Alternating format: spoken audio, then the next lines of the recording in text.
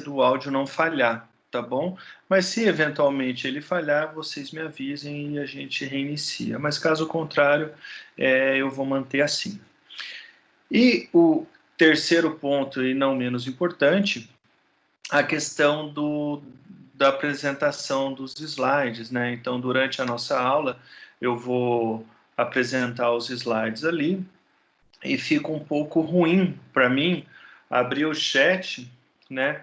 Enquanto eu estou com o slide aberto, porque senão fica muita coisa na minha tela e eu perco um pouco a linha de raciocínio, eu não consigo visualizar tudo ali.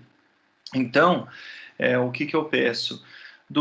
Quando eu abrir o PowerPoint ali, se alguém tiver alguma dúvida, libera o microfone e pergunte, tá?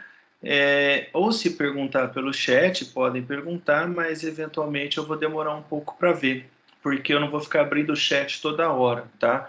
Mas em determinados momentos da aula eu vou pausar, a gente vai conversar, eu vou perguntar se está tudo certo, e dessa maneira nós vamos seguindo. Combinado, pessoal? Podemos ficar certos assim? Então, eu acho que dessa maneira vai funcionar bem para todo mundo, tá? Para mim e para vocês também, tá? Então, por hora, vocês só me confirmem se todos entenderam as orientações, aí não tem muito segredo, né?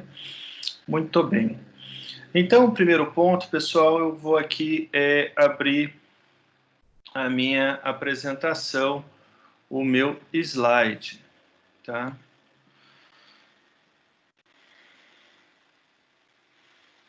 Deixa só eu abrir aqui, um segundo.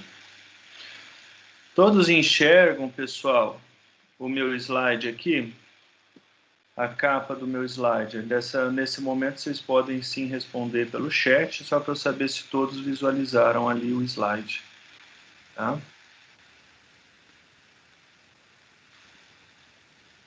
Estou vendo o PowerPoint. Excelente.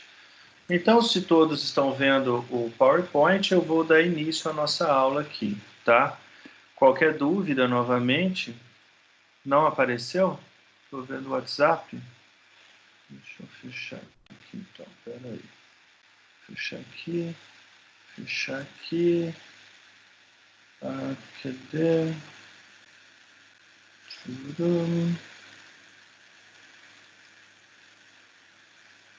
E agora?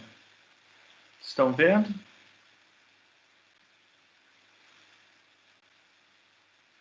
Tá vendo a gorda? Deixa eu voltar aqui, peraí. Compartilhar. Muito bem, eu acho que todos estão vendo agora, né? Então, qualquer dúvida, pessoal, se agora parar a apresentação, tá? Se eventualmente travar aí, eu peço só que vocês me mandem um áudio, tá? Que daí fica mais fácil para eu não fechar aqui a nossa apresentação, vai dificultar um pouco para eu abrir e ficar vendo o chat, tá? Então, como eu já havia falado com vocês em aulas anteriores, né, na semana passada, principalmente, a nossa aula de hoje é uma aula de energias de ordem química, né? Então, hoje nós vamos conversar sobre aquelas energias que nós chamamos de energia de ordem química. Então, como objetivo, né, de aprendizado da aula de hoje, eu quero que todos identifiquem, né, diferentes lesões de ordem química, que caracterize os diferentes agentes cáusticos, que identifique os mecanismos de penetração do veneno nos tecidos e ainda elucidar o conceito de body packer. Tá? Não sei se esse conceito de body packer é uma coisa comum ou conhecida de vocês, mas caso não seja, é um conceito que eu achei interessante trazer para a aula de hoje, né? E pensando naquelas diferentes formas de lesões que nós havíamos conversado durante as nossas aulas, né, na traumatologia forense ali, nós temos aquelas lesões de ordem mecânica, lesões de ordem física, de ordem química e bioquímica, de ordem físico-química, biodinâmica e mista, né? Então, é uma ampla variedade de diferentes lesões ali que são abordados dentro da medicina legal, né? Na primeira aula, no conteúdo de traumatologia forense, a gente conversou sobre as energias de ordem física, né? Então, de ordem mecânica. Então, nessa primeira aula, a gente conversou sobre lesões perfurantes, cortantes, pérfuro-cortantes, pérfuro-contundentes, e aquela coisa toda. Na aula passada, nós conversamos a respeito das energias de ordem física. Então, aquelas lesões ocasionadas por alterações de temperatura, né, temperatura extrema, seja por frio, seja por calor, alterações de pressão, por radioatividade. Então, algumas lesões que são de caráter físico, de ordem física. Então, dessa maneira, eu considero vencido, por assim dizer, o conteúdo de energias de ordem mecânica e de ordem física. Visto isso, hoje, a nossa aula, nós vamos abordar aquelas lesões de ordem química, né? Então, aqui a gente vai observar lesões que têm repercussão tanto externa, como a gente já viu em aulas anteriores, tal qual lesões de repercussão interna, tá? Obviamente aqui nessas imagens, né, nós vemos lesões causadas por instrumentos pérfuro-cortantes, né? Mas o importante é vocês entenderem que nós podemos ter lesões de caráter de repercussão externa e de repercussão interna. Então, quando a gente fala em energias de ordem química, são aquelas energias onde é necessário que exista uma reação com o tecido vivo. Então, são diferentes maneiras, são diferentes substâncias que apresentam, de alguma maneira, uma reação com o tecido vivo. E essa reação, ela pode ser mais ou menos grave, né? Dependendo, obviamente, da quantidade, do local e N fatores que são levados em consideração. E os principais mecanismos que nós vamos ver durante a nossa aula aqui, de energias de ordem química, são os cáusticos e os venenos, tá? Então, nós temos aqui cáusticos e venenos, que são os dois principais mecanismos causadores de energias de ordem química. Então, durante a nossa aula aqui, nós vamos ver lesões, por exemplo, oriundas de ácidos, né? Então, ácido sulfúrico, ácido clorídrico, lesões causadas por aqueles agentes básicos, como a soda cáustica, né? E aqueles causadas por veneno, tá? Pessoal, eu vou pausar um pouco aqui a nossa aula para que eu visualize o chat e saber se está tudo ok. Por enquanto aqui, pessoal, tudo ok? Estão conseguindo acompanhar? Alguma dúvida? Posso seguir? Importante eu saber se está tudo ok aqui no meio do caminho, porque caso contrário eu já... Muito bem. Aqui diz que eu posso seguir. Então eu vou voltar para a nossa apresentação. Novamente, qualquer dúvida, vocês simplesmente me parem e me questionem, tá? Excelente. Então, novamente, pessoal, os principais ferramentas, os principais mecanismos causadores de lesões de ordem química são os cáusticos e os venenos, né? E os cáusticos e os venenos, eles apresentam lesões com características diferentes, né? Lembra que lá no começo da aula eu havia conversado com vocês que alguns dos agentes químicos causam lesões de repercussão externa, enquanto que alguns agentes químicos causam lesões de repercussão interna. Então, essas são grandes diferenças que nós temos que considerar. Os cáusticos são aqueles que agem por meio do toque. Então, o que acontece nesses agentes cáusticos? O simples toque dessa substância com o corpo da vítima é o suficiente para desencadear uma lesão, né, para desencadear algum tipo de lesão significativa. Enquanto que o veneno, ele precisa de uma porta de entrada para o nosso corpo, para o corpo da vítima. Então, o veneno, ele precisa ser inalado, precisa ser injetado, precisa ser ingerido, né? E com isso, se eu tenho do meu lado esquerdo, que vocês estão vendo, substâncias, né, que agem por meio de toque, que basta o contato físico, é de se imaginar que nesse grande grupo eu apresente lesões externas, né? Enquanto que os venenos, por necessitarem de uma porta de entrada, né, então por precisar ser inalado, injetado ou ingerido, é de se imaginar que as lesões por esses tipos de substâncias desencadeiem repercussões internas. Então, essas são diferenças importantes, tá? Então, em um primeiro momento da aula, nós falaremos somente dos cáusticos, né, que são esses grupos grandes, esse grupo grande que vocês estão vendo do lado esquerdo, e depois nós falaremos dos venenos, tá? Então, iniciando falando dos cáusticos, né, o cáustico nada mais é, como eu já falei anteriormente, aquelas substâncias que em contato com o tecido causam uma reação na pele, né? Então, causa lesões tegumentares, né? Então, causa essa desorganização, essa lesão. E a palavra cáusticos, né, deriva, né, dessa palavra que vocês estão vendo aí embaixo, que significa aquilo que queima, né? Então, são substâncias que, em contato com o tecido vivo, né, com a pele da vítima, desencadeiam uma reação. E essa reação característica similar com aquela de queimadura.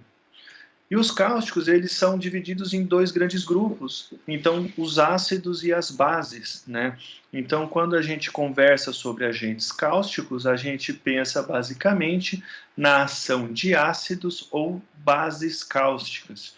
Então, é aqui que entra a ação daqueles ácidos que a gente conversou, ácido sulfúrico, ácido nítrico, ácido clorídrico, e ainda a ação das bases cáusticas, né? Então, por exemplo, a soda cáustica, que é utilizada para desentupir privada, por exemplo. Então, esses tipos de substâncias são caracterizadas como agentes cáusticos, tá? E o mecanismo de ação é muito diferente.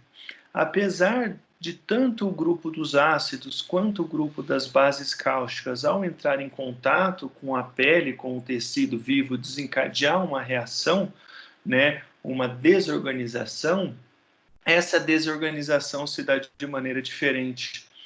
Os ácidos, eles vão ter um efeito coagulante, né? Então, basicamente, ao entrar em contato com o tecido, o ácido ele vai desidratar esse tecido, vai ter esse efeito coagulante. Enquanto que a base, ela vai ter um efeito que a gente chama de liquefaciente, tá? Então, a ação da base, ela não vai desidratar, né? Ela vai ficar um tecido amolecido, normalmente úmido, enquanto que o ácido, quando entra em contato com a pele, ele desidrata, fica aquele tecido seco, desidratado. E isso é interessante porque, né? O que isso interfere pensando nas características clínicas? É de se imaginar que o ácido, justamente por causar essa desidratação, ter esse efeito coagulante, o seu efeito tende a ser mais superficial do que as bases cáusticas. Isso porque, novamente, a base cáustica, ela não vai desidratar. Então, o tecido fica amolecido, aquela substância tende a atingir camadas mais profundas dos tecidos, tá certo? Então, os principais exemplos dos ácidos aqui: ácido sulfúrico, ácido nítrico, ácido clorídrico, hipoclorito, né? E as bases cáusticas, os principais exemplos, as derivadas de potássio, de soda e de amônia, tá? Então, novamente, as principais diferenças aqui: os ácidos eles vão causar um efeito coagulante, enquanto que a base um efeito liquefaciante, tá? E isso é interessante porque, né, novamente, quando utilizado ácido, normalmente por conta desse efeito coagulante por essa desidratação, gera uma camada protetora, né? E isso muitas vezes limita a extensão da lesão, enquanto que a base, por conta do seu efeito diferente, essas escaras elas vão ser de caráter úmido e muitas vezes pode atravessar a parede do órgão. Então, portanto, as lesões de origem básica, né, das bases cáusticas, normalmente são mais profundas do que as de ação dos ácidos. E aí aqui eu paro um pouco novamente a nossa aula para saber se está tudo bem, se alguém tem dúvida, se está muito rápido, se estão entendendo tranquilamente aí. A Beatriz perguntou se esses slides estão disponíveis em algum lugar ou no Drive.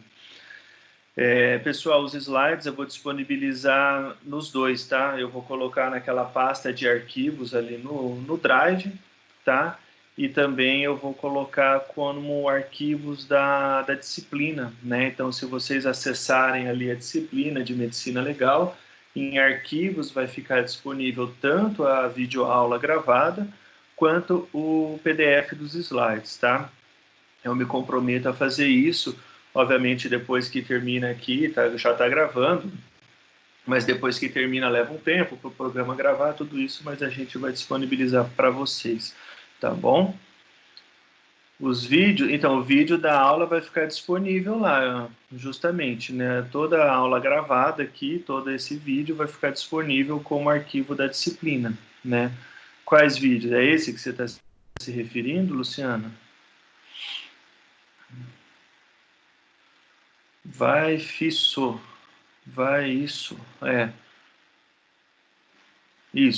vai ficar disponível, tá? Então, assim que a gente conclui o próprio programa, né, como eu solicitei para gravar, ele vai gravar, e aí depois eu vou baixar no meu computador e vou disponibilizar para vocês nos arquivos da disciplina, acompanhado, é claro, do PDF dos slides. Então, se ninguém tem dúvidas até aqui, eu vou dando continuidade. Então, novamente, apresentando os slides aqui. Então, até agora, nós vimos basicamente que os ácidos e as bases cáusticas apresentam uma destruição, uma desorganização tecidual, e essa desorganização ela se dá de maneira diferente, né? Então, de maneira geral, o ácido apresenta a lesão mais superficial, enquanto que as bases cáusticas normalmente apresentam um maior poder de penetração no tecido, tá? Então, normalmente, aquelas lesões oriundas de bases cáusticas são mais profundas. E a medicina legal, pessoal, trata essas lesões causadas por agentes químicos, seja ácido ou base, é vitrilagem, tá? Então, se vocês observarem em questões de concurso, né, lesões de característica de vitriolagem, lembrem sempre, relacionem a lesões causadas por ácido ou base, tá? Então, esse termo é muito utilizado.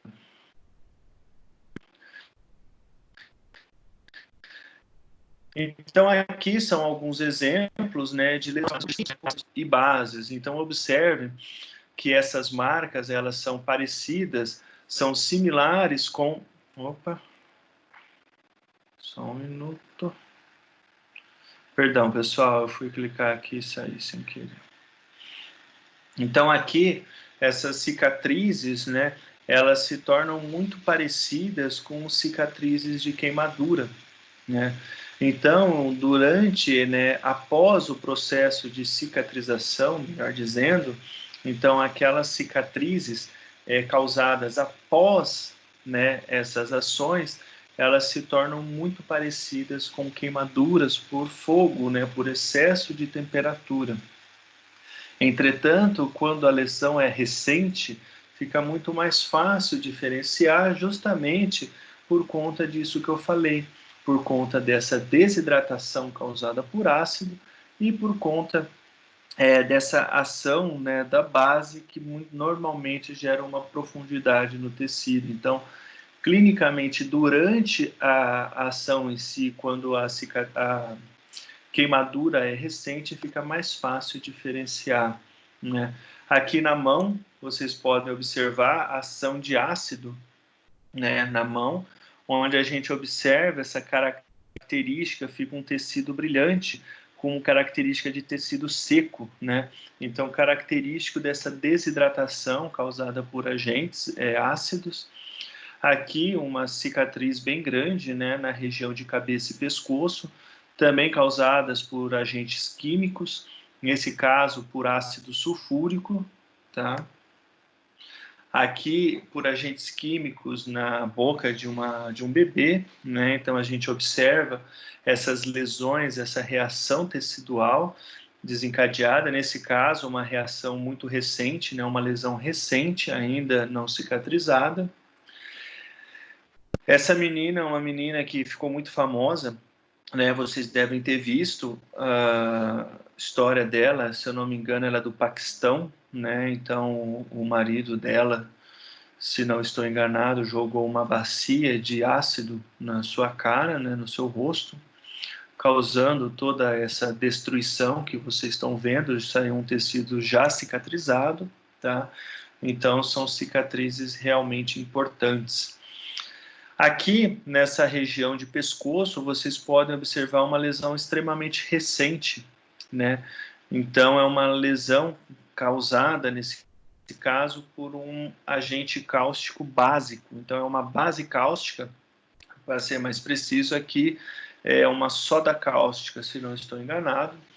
Então, vocês podem observar que o tecido está úmido. Então, ele não está aquele tecido seco, característico, né, de uma ação ácida, e sim característico de uma ação básica. Observem que a formação de bolhas é comum, né, muitas vezes é um fator até confundidor com queimaduras, né, por aumento de temperatura.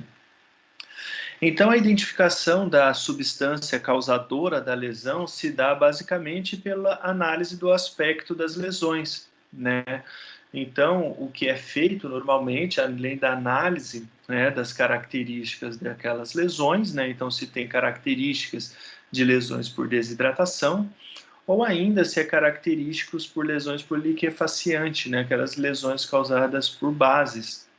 E muitas vezes opta-se ainda por realizar reações químicas com aquelas substâncias encontradas, e através dessas reações, muitas vezes é possível identificar o agente causador. E pensando em lesões de agentes químicos, a natureza jurídica pode se dar de três maneiras básicas. Então, ela pode ser de natureza criminosa, de natureza acidental ou de natureza suicida. A natureza suicida, nesse caso, é muito rara, né? Então é mais frequente, sem dúvida alguma, a causa acidental. Entretanto, frequentemente se observa de natureza criminosa. E nesses casos, pessoal, obviamente é mais comum que essas lesões sejam direcionadas em região de face, de cabeça e tórax, né? Isso justamente por conta do agente agressor ali tentar causar um maior dano à vítima, né? Então, de natureza acidental, é muito comum na região do braço, na região da mão, que normalmente, é óbvio, é um instrumento que a gente utiliza para manipular esses diferentes produtos, tá? Então, na natureza jurídica, pode ser criminosa, suicida e acidental. Pessoal, com isso, a gente conclui essa parte inicial de agentes cáusticos, né? Então, aquelas lesões causadas por agentes cáusticos, então, seja ácido ou seja base. Alguém ficou com alguma dúvida? Caiu? Voltou? Já tá, eu não sabia agora. É falado que causam lesões vísceras e cutâneas, chegando a colocar em risco de morte. Prof. Ô, Cid, eu não entendi o começo da sua frase ali, né? Mas dependendo da área atingida ali, realmente pode colocar em risco a vítima, né? Então, principalmente o tempo de ação nos tecidos desses produtos. Então, é diferente você, por exemplo, jogar uma xícara, sei lá, de ácido sulfúrico numa pessoa, né? e essa pessoa, obviamente, enfim, se remover, se lavar, jogar água, ou essa pessoa ficar, por exemplo, em contato com a substância durante um certo período, né? Então, a partir do momento que a pessoa fica em contato com essas substâncias, quanto mais contato, obviamente, a tendência é uma maior penetração, e isso pode ocasionar e muitas vezes levar a danos importantes em tecidos mais profundos, né? Principalmente os agentes cáusticos de ordem básica, né? Então, as bases cáusticas, por conta desse poder de penetração, né? Então, a presença, por exemplo, de bases cáusticas na região do tórax, se não removida, né? Obviamente, a tendência é causar um poder de penetração, e isso, obviamente, atingir víscera, atingir pulmão e desencadear problemas gravíssimos, né? Até muitas vezes levar à morte. Não sei se eu consegui responder, tá?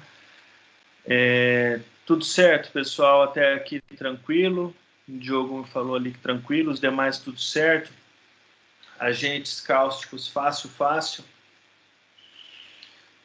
Muito bem. Então, se está tudo tranquilo, eu vou partir para o segundo grupo, que são os venenos, né? Então, os venenos são o segundo grupo de causadores, né, dessas lesões de ordem química, né? E como a gente já conversou anteriormente, o veneno ele vai ser um pouco diferente dos cáusticos, porque a repercussão do veneno no organismo ela vai se dar de maneira de repercussão interna, né? Então não vai acontecer naquela superfície tecidual, né? Então é diferente, por exemplo, de um ácido, né? Então o veneno, como a gente já conversou, ele precisa de uma porta de... Eu estou falando aqui, eu não coloquei o slide, deixa eu colocar para vocês. Então, o veneno precisa, portanto, de uma porta de entrada. E o conceito de veneno, pessoal, é um pouco complicado, né? Então, essa definição ela é muito complexa, isso por quê? Né? Porque tanto alimentos, né, quanto medicamentos, se consumidos em doses excessivas, podem ser nocivos, né? Então, em aulas de farmacologia, né, tem uma frase muito comum que diz o seguinte: o que diferencia o remédio do veneno é a dose, né? Então, e realmente né? Então, em doses excessivas, talvez o que não é prejudicial, em doses menores, pode ter um caráter tóxico e muitas vezes levar à morte. Então, essa definição ela é um tanto quanto complexa, né? Mas, de maneira geral, vocês vão encontrar a seguinte definição, né? Veneno pode ser qualquer substância que, quando introduzida pelas mais diversas vias do organismo, danifica a vida ou a saúde, né? Então, um conceito básico de veneno seria qualquer substância que, quando introduzida pelas diferentes vias, vai gerar um dano à saúde ou à vida, né? E é importante aqui, pessoal, eu não quero aprofundar muito em área de via de administração, esse tipo de coisa, conhecimentos biológicos, mas nesse caso é interessante a gente entender em qual via que o veneno foi inserido no organismo, né? Então é interessante compreender se o veneno foi colocado, foi inserido por via inalatória. Então, será que a vítima cheirou esse veneno, por exemplo? Ou se foi por via intravenosa? Ou será que a vítima tomou um comprimido, né? Então foi por via oral? Isso por quê? Porque as diferentes vias de administração vão gerar diferentes tempos de ação no organismo, né? Então nós vamos conversar um pouco disso também, tá? Então, um veneno ele pode ser classificado de diferentes maneiras. Eu coloquei esse slide aqui a título de curiosidade. Obviamente, eu não tenho a pretensão e nem quero que vocês decorem, né, todas essas classificações, até porque eu acho que isso não julga conhecimento de ninguém, né? Mas os venenos eles podem ser classificados em relação ao seu estado físico, em relação à sua origem, em relação à sua função química ou ainda em relação ao seu uso. Então, em relação ao estado físico, os venenos eles podem ser sólidos, líquidos e gasosos, né? Então, obviamente, o veneno pode ser em formato de gás, em formato líquido ou em formato sólido.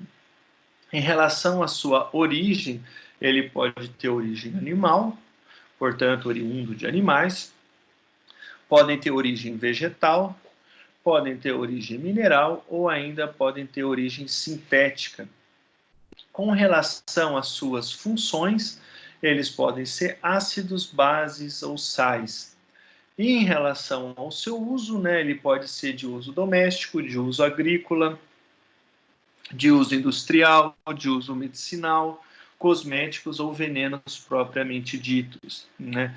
Então é muito comum, dentro da medicina legal, casos de envenenamento de uso agrícola.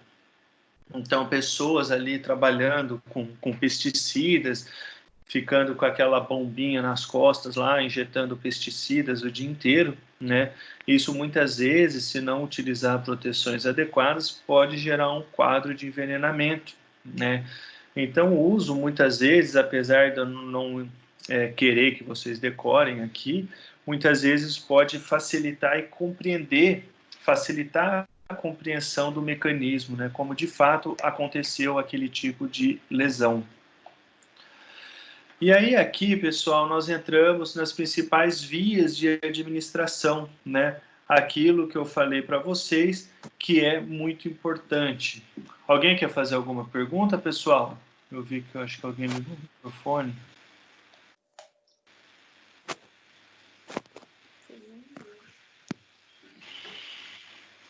Alguém quer perguntar alguma coisa?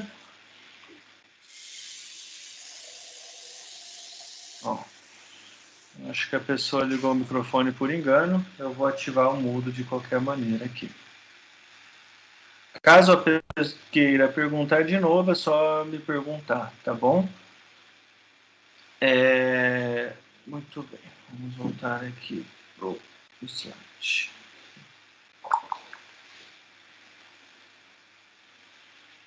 Um segundo, pessoal, que o negócio... Aqui. Muito bem. Então, voltando aqui, né, para nossas principais vias de administração, como eu havia conversado com vocês, as vias de administração, um conceito simples, uma definição simples, nada mais é do que a maneira, né, a via de penetração dessa substância no organismo da pessoa, né? Então, é de que maneira aquela substância vai entrar no corpo, né? Então, ela pode se dar por via oral, por via gástrica, por via retal, por via inalatória, por via cutânea, subcutânea, intramuscular, intraperitoneal, intravenosa ou ainda intraarterial, né? Então, por que que eu coloquei esse slide para vocês aqui? O que que isso interessa para nós? Basicamente aqui, pessoal, quando a gente pensa em vias de administração, é interessante a gente compreender que algumas geram efeitos mais rápidos do que outros. E para isso eu quero explicar um conceito biológico simples, tá? E depois eu vou parar de novo para saber se todos compreenderam. Então imaginem o seguinte, de que maneira que uma substância vai atuar no nosso organismo, né?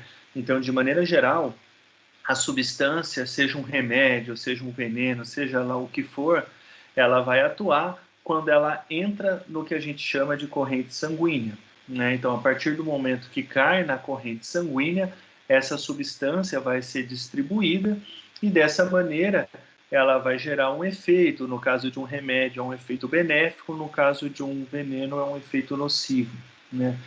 Então, se eu sei que tal substância vai ter efeito a partir do momento que ele cai na corrente sanguínea, o que eu devo imaginar? Que esse efeito vai se tornar mais rápido, portanto, quando mais rápido ele chegar no sangue, né? Então, quanto mais rápido o veneno chegar na corrente sanguínea, mais rápido será o efeito na vítima, né?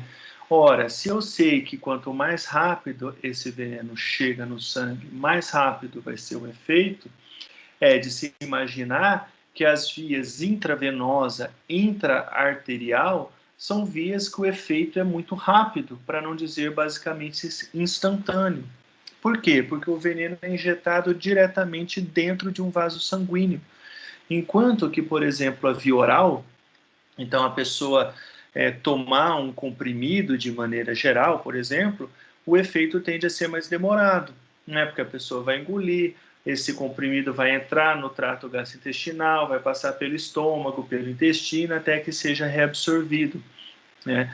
Então, algumas vias vão apresentar efeitos mais rápidos do que outra. Uma via que apresenta um efeito muito rápido é a via inalatória. Isso por quê? Porque a pessoa, ao cheirar, né, ao inalar o veneno, rapidamente esse veneno vai se dissipar pelos vasos, pelos brônquios aqui e pelos vasos sanguíneos do pulmão. E isso faz com que o veneno rapidamente seja dissipado ao redor do corpo. Então, de maneira geral, via inalatória e vias intraarteriais e intravenosas têm efeitos mais rápidos do que, por exemplo, via cutânea ou via oral, por exemplo. Tá? Pessoal, esse conceito de vias de administração, de diferentes vias de administração, eu sei que é um pouco chato, até porque não é a área de vocês, mas é interessante vocês compreenderem para que entendam, né, o tempo de ação. Né? Isso ficou claro?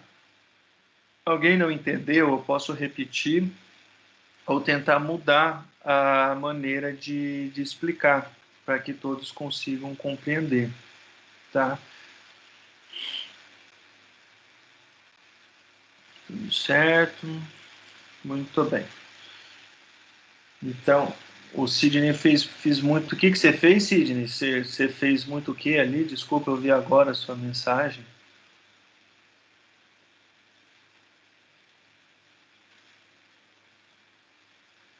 Espero que você não tenha envenenado muita gente aí, Sidney. Muito bem. Então, a princípio aqui está tudo certo, né? Então, dessa maneira, eu vou continuar. Deixa eu fazer uma pergunta para vocês, pessoal, antes que eu continue aqui.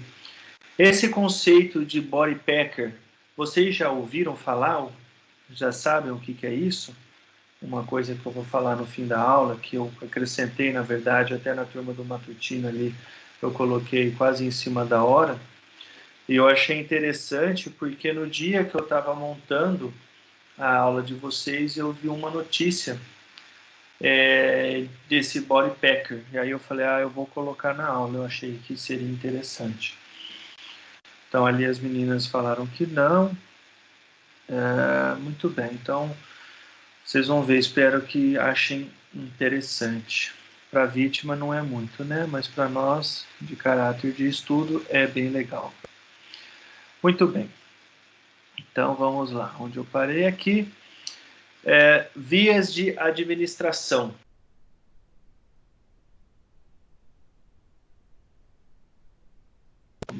Estão me ouvindo normal agora? Deixa eu voltar aqui. Pessoal, estão me ouvindo? É que eu acho que alguém ativou meu mudo ali, eu reativei novamente para eu poder falar aqui. Tá ouvindo? Então tá. Então vamos voltar aqui. Então aqui. Vias de administração, novamente, algumas vias geram efeitos mais rápidos do que outra, e isso é uma informação relativamente interessante, né, para nós aqui, pensando nos efeitos de veneno dentro da medicina legal. Então, pensando em venenos, né, a absorção gastrointestinal ela é, de certa maneira, mais comum, né, então aquela ingestão de veneno por via oral ou de alguma outra maneira pela via do trato gastrointestinal, ela é mais comum. Então, aqui inclui via oral, via retal, via gástrica diretamente. Então, essa é a mais comum. A pulmonar, como já havia comentado com vocês, ela é muito grave, né? Isso por quê? Porque esses gases venenosos, né, quando aspirados, eles já caem direto na circulação sanguínea, né? Então, gases, quando inalados, né, pela via pulmonar, isso torna uma situação muito preocupante, né?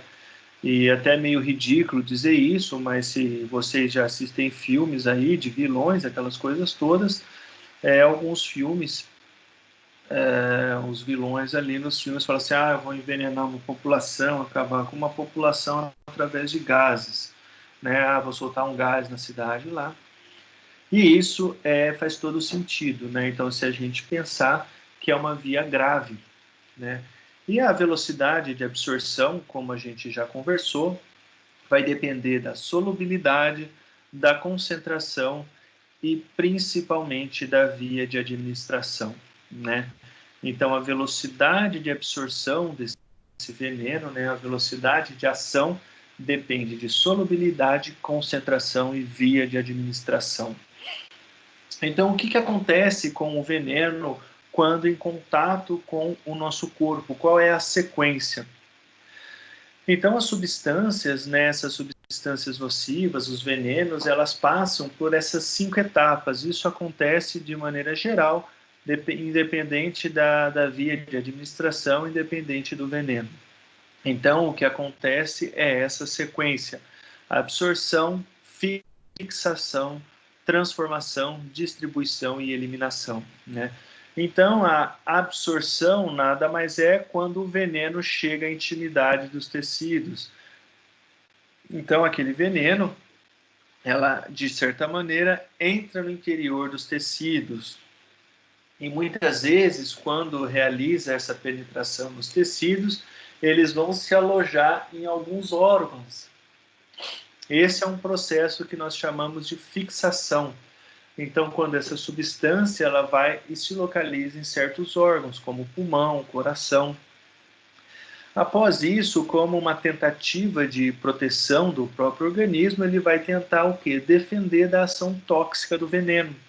Então, vai tentar transformar aquela substância de ação tóxica para que posteriormente seja eliminado. Isso é o que a gente chama de transformação.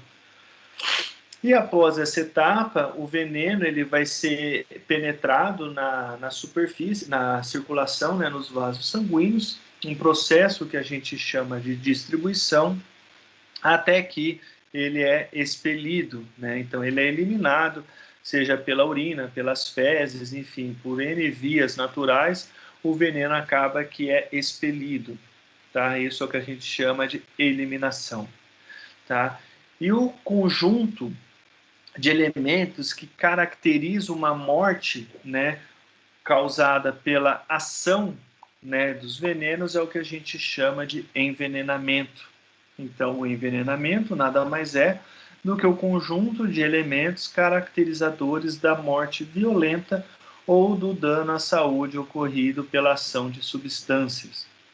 E essa ação de substâncias, elas podem ser de caráter acidental, criminosa ou voluntária, né?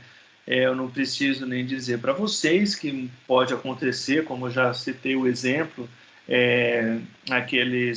aquelas pessoas que eventualmente trabalham em lavouras, que distribuem pesticidas, né, em uma área grande, e obviamente isso acontece de maneira acidental, né?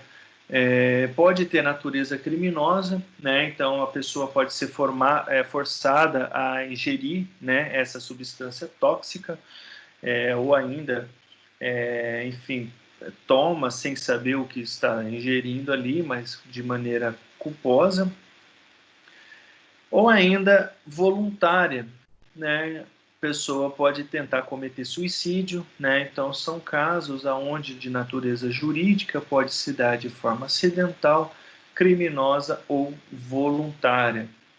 E o diagnóstico para esse tipo de situação se dá baseado em 6 critérios básicos: os critérios clínicos, os critérios circunstanciais, os critérios patológicos, critério físico-químico, experimental e médico-legal. Então, no que consiste cada um desses critérios é o que nós vamos ver agora, né? Então, os critérios clínicos, né, são basicamente a análise dos sinais e sintomas, né? Então, será que o aspecto clínico da vítima é condizente com o envenenamento? Além disso, se analisa ainda o critério circunstancial, né? Então, aqui se estuda o local da morte, depoimento das testemunhas, aqueles critérios, obviamente, que vai variar de acordo com a situação. Além disso, muitas vezes se realiza-se análise histopatológicas, né? Então, se analisa cortes de lâminas, cortes histológicos, para observar justamente a ação nos tecidos. E através dessa análise toda, tenta-se se isolar e identificar e ainda dosar o material. É o que a gente chama de critério físico-químico. E se nada disso for capaz de dar o diagnóstico ou ainda de identificar a substância causadora ali, utiliza-se muitas vezes o critério experimental, né? Então, é aqui se faz quando o critério físico-químico e os demais são ineficazes. Então, no que se baseia o critério experimental? Como o próprio nome diz, através de experimentos tenta-se replicar aquela situação, né? E para isso, muitas vezes, utiliza-se animais, né, como cobaias. E, por fim, analisando todos esses 5 critérios, nós temos o critério médico-legal, né, que é a síntese de todos os outros, né? Então, sem dúvida, o mais importante, aonde, através de uma síntese, né, dos outros 5 anteriores, obtém-se essa informação, tá? Pessoal, até aqui tudo bem? Ficou claro a ação do veneno? A Luciana pergunta, a soda cáustica ingerida também tem essa ação? Na verdade, não. Né? A soda cáustica ela é um material, como eu falei, que em contato com o tecido ali, ele gera um dano muito forte. Então, são coisas diferentes. O efeito da soda cáustica é muito mais rápido. Então, muitas vezes, você toma, obviamente ninguém vai fazer isso, mas se você toma lá um copo de soda cáustica, a chance é já na garganta que essa soda cáustica já gerar essa corrosão tecidual, né? Então, o efeito já vai se dar por destruição tecidual, né? Por conta dessa ação química que acontece de fato, né? Então, muitas vezes não precisa chegar a entrar na corrente sanguínea, né? Então, ela já vai agir em contato com o próprio tecido, tá? Não sei se ficou claro, Luciano.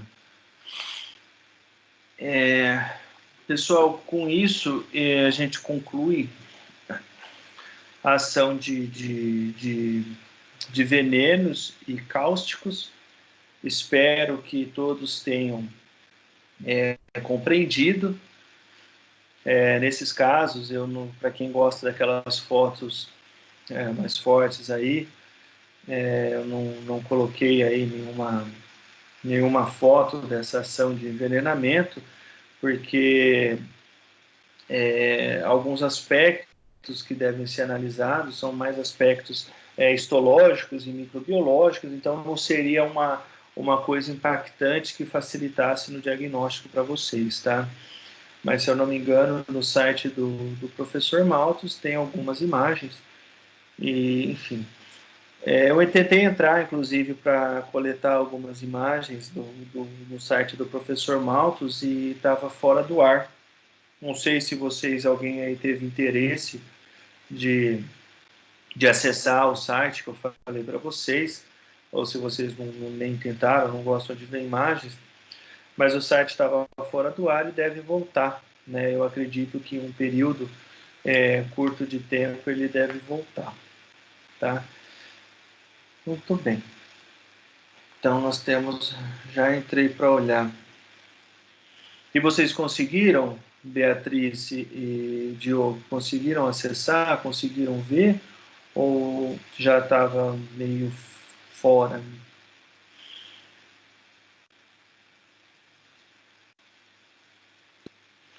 Hoje estava fora. Luciano, é o site do professor Maltos Galvão, né? Então, todas as aulas que eu coloco aí, eu coloco bastante imagens, né, das lesões para que facilite para a compreensão de vocês, e muitas dessas imagens oriunda de um site de um professor de medicina legal muito conhecido, que chama Malthus Galvão. Então eu vou passar ali, tem algumas imagens que eu mostro para vocês, e ali o site dele tem bastante coisa legal, tá? E, enfim, e aí, só que esse site tava fora do ar, tá?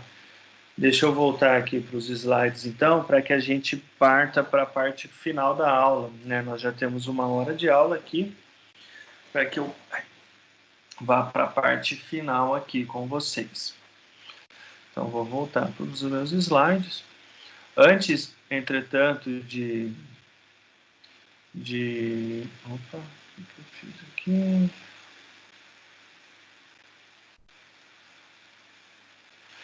Antes de falar de body packer, né, que eu falei para vocês que eu acho legal, deixa só eu mostrar aqui. Aqui, ó, esse site aqui, ó, Luciana, malthus.com.br. Então é um site para quem gosta da disciplina aí, para quem se interessou, é um site que tem muitas imagens, tá? Entre elas essa, por exemplo, malthus.com. Eu sempre coloco o site da onde eu tiro daqui do professor Malthus, justamente para que vocês, se assim tiverem interesse, consigam acessar também. E aí nós chegamos na parte final da aula, no que a gente chama de síndrome do body packer. E esse é um tema que eu considero interessante, que infelizmente é um tema que tem acontecido com uma certa frequência, né? E justamente por isso eu optei por acrescentar na aula de vocês, porque vai bem de acordo com a ação química que a gente está vendo hoje. Então, os body packers, pessoal, nada mais são do que aquelas mulas, ou também chamada de correio, né? Então, aquelas pessoas que conduzem no interior do seu corpo drogas ilícitas, né? Então, as pessoas que engolem comprimidos, né, cápsulas de cocaína, anfetamina, heroína, né? Então, fica com uma situação parecida com essa, né? Então, na radiografia, observa-se aqui, ó, e no interior das suas vísceras, cápsulas, né, de drogas ilícitas. Olha essa daqui, pessoal, olha que absurdo, o quanto de cápsula de comprimido que essa pessoa não ingeriu, né? Então, normalmente, essas pessoas, elas ingerem esses produtos, essas drogas ilícitas, pegam um avião lá, aquela coisa toda, e em seguida, obviamente, ou pela expulsão natural, ou passam por um procedimento e removem todas essas cápsulas, então utilizam o próprio corpo para fazer um contrabando.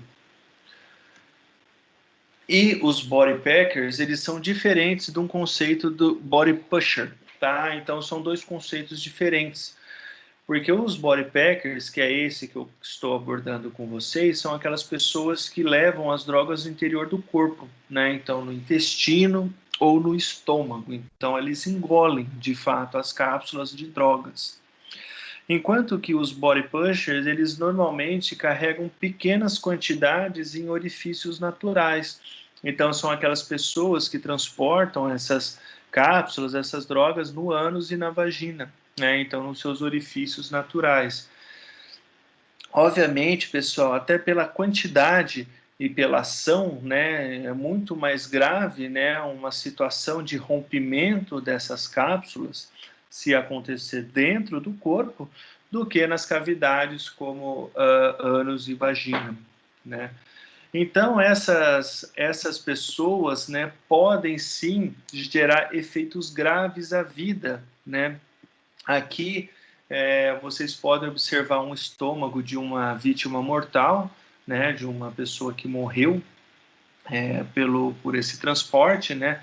Teve um entupimento, né, dessas vias do trato gastrointestinal. Isso leva a uma situação muito séria, biologicamente falando. Então, observam o estômago da pessoa, olha no interior cheio de cápsulas de cocaína, né? Não é uma imagem muito bonita de se ver, eu sei, principalmente se tem alguém jantando aí, mas são situações que podem acontecer. Então, os problemas maiores dessas pessoas, eles vão surgir se essas cápsulas se romperem, tá? Então, de maneira geral, se a cápsula não se rompe, se for expelida naturalmente, não desencadeia um problema. Entretanto, mesmo se a cápsula não se romper, dependendo da quantidade, pode desencadear um quadro que a gente chama de obstrução intestinal, como aconteceu com aquele caso anteriormente. E isso é muito preocupante. Mas mais preocupante ainda é se essas cápsulas se rompem. Então, imaginem cápsulas dessas com cocaína, com anfetamina, com heroína, seja lá o que for. Se essas cápsulas se romperem dentro do corpo da vítima, né, vai obter, obviamente, uma invasão. Deixa eu só eu ver aqui quem que fala comigo. Opa. Acho que tem alguém querendo entrar. Só um minuto. Acho que já. Bom, enfim. Peraí, pessoal, que eu me perdi aqui. Aqui. Então, pessoal, essas cápsulas, né, se rompidas, né, pode desencadear novamente essa penetração maciça de drogas dentro do interior do corpo, né? Então, na corrente sanguínea ali, vai desencadear, né, um quadro, né, de rompimento, portanto, uma invasão maciça dessas drogas. E, obviamente, isso desencadearia um quadro de overdose importante, tá? Muito bem. Então, pessoal, com base nisso tudo, né, eu volto ali nos objetivos principais da nossa aula de hoje. Vou recordar tudo que eu queria ter abordado com vocês lá no começo e perguntar para vocês se ficou claro. Então, o primeiro ponto é fundamental que vocês consigam identificar as diferentes formas de lesões de ordem química, né? Então, aqui, nas lesões de ordem química, a gente conversou que nós temos as lesões causadas por veneno e as lesões causadas por cáusticos, né?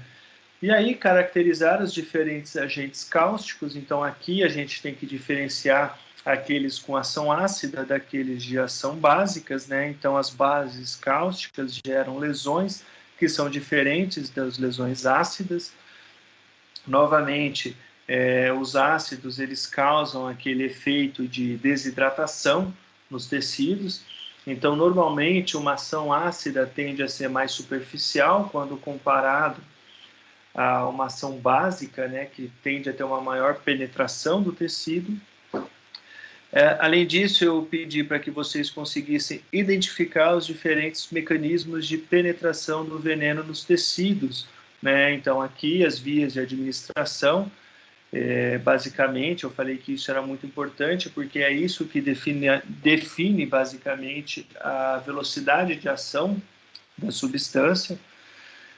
E, além disso, elucidar o conceito de body packer, né? Então, aquele conceito dessas mulas, dessas pessoas que usam do próprio corpo para transportar drogas ilícitas. E, obviamente, isso muitas vezes pode desencadear respostas gravíssimas, tá? Pessoal, ficou claro a aula de hoje? Vocês gostaram? Isso que era o conceito de body packer que eu falei para vocês que eu queria dar para vocês aqui, tá? Eu digo, professor, então aquelas pessoas que levam drogas dentro dos órgãos sexual é diferente do body packer. Esses são aqui, ó, Diogo, se você se recordar, eu não sei se você tinha feito a pergunta antes de eu falar, né, mas nós temos os body pushers, né, então eles levam as drogas nos orifícios naturais, tá? Então, dentro do ânus e da vagina, é body pusher, tá? E os body packer, né, que são esses que levam dentro dentro do trato gastrointestinal dessas pessoas que engolem de fato a substância, é o que a gente chama de body packer, tá? Então, são conceitos um pouco diferentes, e isso é importante, basicamente, pensando, ambos, obviamente, são, no conceito jurídico, não é muito diferente, né? Se nós pensarmos, juridicamente falando, né, vocês com certeza sabem melhor do que eu, ambos são irregulares, né? Então não se deve transportar drogas ilícitas. Mas o princípio biológico, biologicamente falando, seus efeitos são muito diferentes. Isso por quê? Porque o rompimento de uma cápsula dessa, por exemplo, no ânus ou na vagina, tende a não ser tão nocivo quanto um rompimento dentro do trato gastrointestinal. Né? Então, apesar de, juridicamente falando, talvez, até posso estar falando besteira, podem não ser a mesma coisa, tá? Essas princípios biológicos são importantes de vocês entenderem, tá? Pessoal, eu estou vendo aqui obrigado por todos os elogios, tá? Eu estou realmente gostando muito de dar aula para vocês. Eu acho que eu já falei isso em outros momentos. Eu tenho lido muito, tenho visto muita coisa, procurado muita coisa. Poxa, tenho muito interesse nessa área, assim, eu gosto de ficar vendo coisas. E é bem bacana, né, a gente para montar, ficar vendo, conta histórias. Eu queria que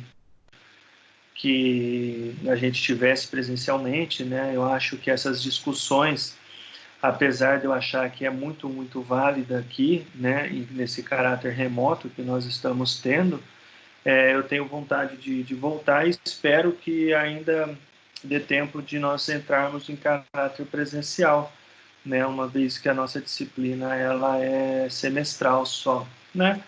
Mas se não acontecer, infelizmente a gente marca em um outro momento, quem sabe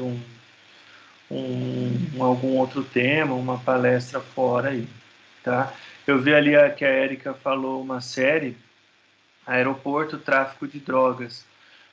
Bacana aí a dica, Érica, até para quem quiser assistir. Eu vou pesquisar, vou ver também se eu consigo assistir, e quem sabe a gente discute aí em aulas posteriores, né? Muito bem. Ah, esse quadro aqui, pessoal, deixa eu mostrar para vocês. Aqui são 3 quadros. Essa pessoa aqui é a senhora é minha mãe, né? Vários rostinhos da minha mãe. Aqui sou eu e meu irmão. Eu tenho um irmão, né, que é 1 ano mais velho que eu. Eu era loiro, por incrível que pareça, e ali em cima tem uma foto do meu pai quando criança. Então é isso que é a foto ali. Eu só não vou inclinar a tela do meu computador aí para vocês enxergarem, porque se eu fizer isso a minha câmera vai desligar, né? Infelizmente meu computador tá meio zoadinho. Tudo bem então, pessoal? Nenhuma dúvida? Tudo claro? Se ninguém tem nenhuma dúvida, então eu vou encerrar aqui, tá? Novamente eu vou salvar a aula para vocês, tá? Então o vídeo vai estar disponível ali na parte da disciplina. Os slides eu vou colocar junto também, acredito que faço isso ainda hoje, combinado? Pessoal, uma boa noite para vocês, espero que todos estejam se cuidando por aí e que tão logo nós nos encontremos, tá bom? Um abraço a todos. Tem gravação.